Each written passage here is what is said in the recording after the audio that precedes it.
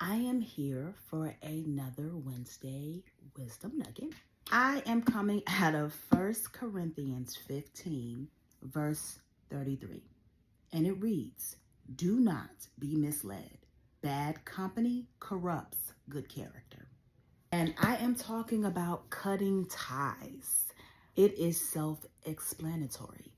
Cutting ties is very beneficial to going to the next level and going to where God wants you to be.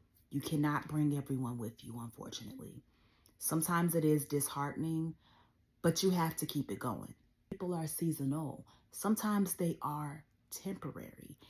And I think the most hurt and pain from cutting ties comes from family. And there are plenty of family members. Sometimes it's more than not getting along. It's way deeper than that.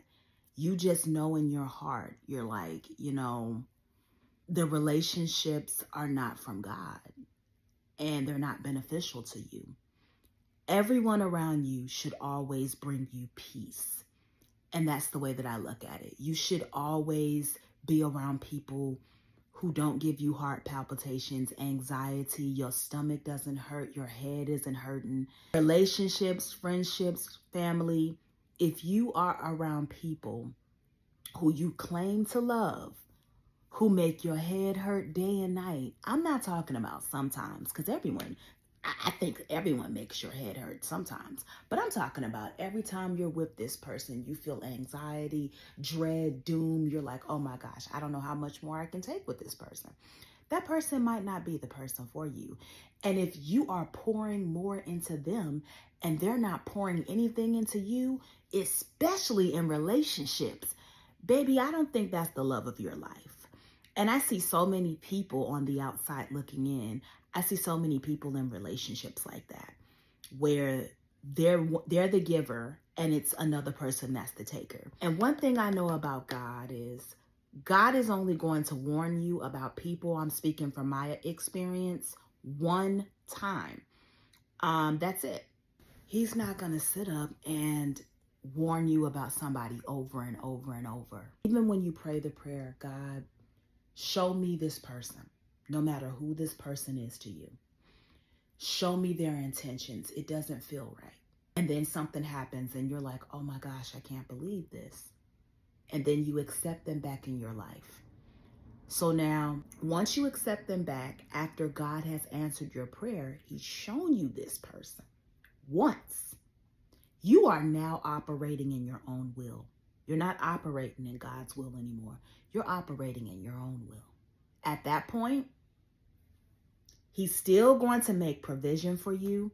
He's still going to protect you because he's that type of God, thankfully.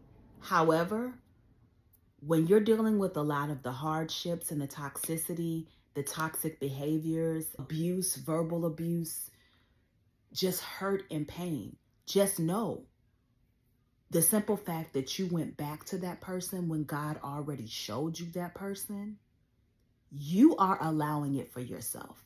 And then you're turning around and asking God, God, please, please help me through this. Why are you allowing me to go through this? And he's silent. You're allowing yourself to go through it. You can just back on up and distance yourself from these people. Family members, friendships, a relationship, cut. Because peace should be the priority for anyone in a fast-paced world like this that is full of so many responsibilities, so many personal issues. And then to turn around and deal with a person you know is not rocking with you like that in any capacity, who's not praying for you the way that you know, and you're praying for them, and they're not praying for you, they're not thinking about you, they're not showing up for you, but you show up for them. But when times are down, they call you, you help them, then poof, they're gone.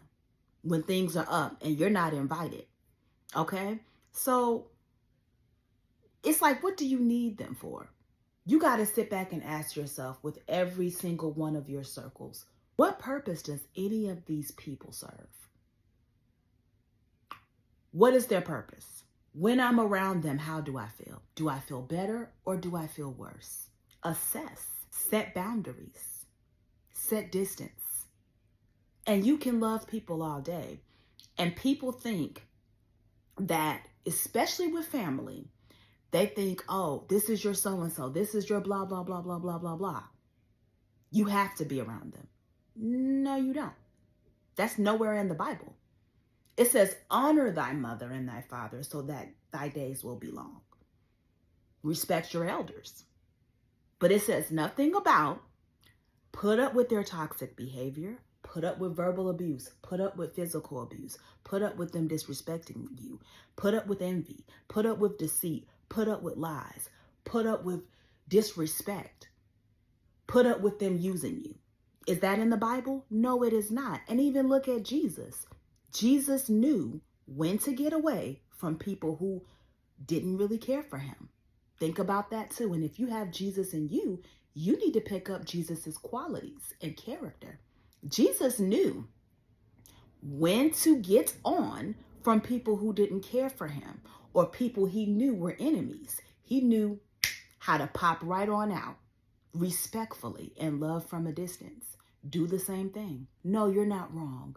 Love these people from a distance. Pray for them, but don't ever let anyone be around you who you know is disrespecting you and who does not bring you peace. Cut ties. God bless.